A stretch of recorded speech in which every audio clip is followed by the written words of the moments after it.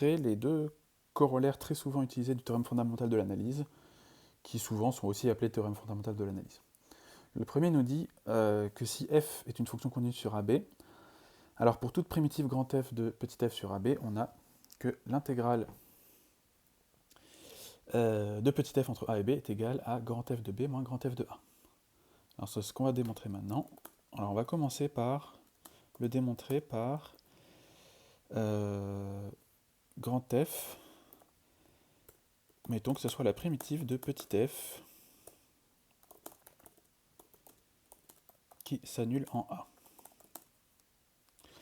Alors d'après le théorème fondamental de l'analyse,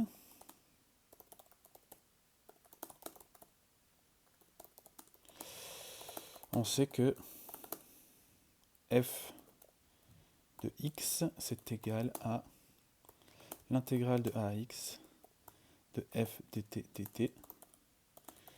Donc si je fais grand f de b moins grand f de a, ça va me donner l'intégrale de a à b de f de t dt moins l'intégrale de a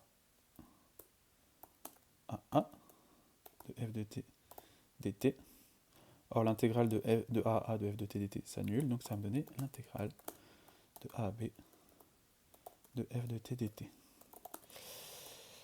Soit f, on va prendre maintenant une autre primitive. On va l'appeler grand G plutôt, hop, soit grand G, une autre primitive de f sur AB. Alors, on sait dans le chapitre 7, on avait vu que deux primitives sont égales à une constante près. Donc on sait qu'il existe une constante k appartenant à R, telle que grand f de x et grand g de x sont égales à une constante près pour tout x sur AB. Ainsi, l'intégrale de a à b de f de t dt, qui est égale à grand f de b moins grand f de a, bah, c'est aussi égal à grand g de b plus k moins grand g de a moins k, c'est-à-dire grand g de b moins grand g de a. Donc on a démontré que quelle que soit la primitive qu'on prend, on a bien la formule que l'intégrale de a à b de f de t dt est égale à la primitive appliquée en b moins la primitive appliquée en a. Un corollaire assez direct de cette version-là du théorème fondamental de l'analyse est une nouvelle version du théorème fondamental de l'analyse qui nous dit que pour toute fonction f de classe C1 sur AB, alors l'intégrale de a à b de f' de t dt est égale à petit f de b moins petit f de a.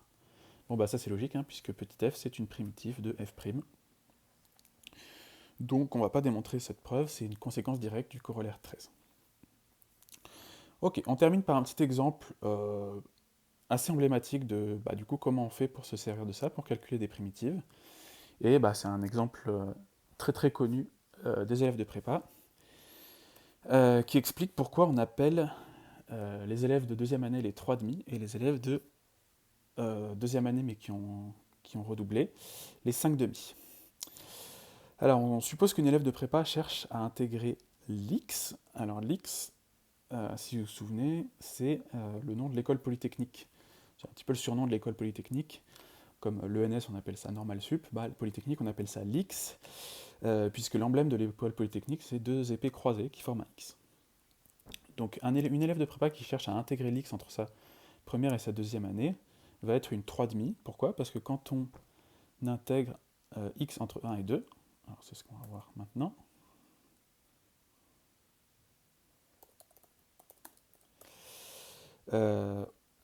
on sait que comme primitive de x au carré, on a que de x, on a x au carré sur 2. Donc c'est une primitive de la fonction qui a x associé x. Donc l'intégrale entre la première et la deuxième année de l'intégrale de x dx, ça nous fait x au carré sur 2 entre 1 et 2, c'est-à-dire, si je calcule, 2 au carré sur 2, moins 1 au carré sur 2, donc ça me fait 4 sur 2 moins 1 sur 2, c'est-à-dire 3 demi.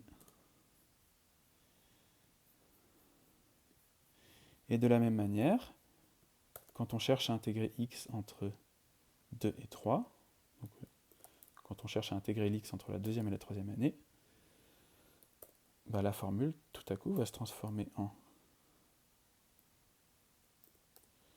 3 au carré moins 2 au carré, c'est-à-dire 9 moins 2, 9 moins 4, c'est-à-dire 5 demi. Et on pourrait même voir, quand on intègre x entre 3 et 4, ça nous donne 7 demi. Donc il y avait une époque où on pouvait redoubler une deuxième fois. Et dans ces cas-là, on appelait ça faire une 7 demi.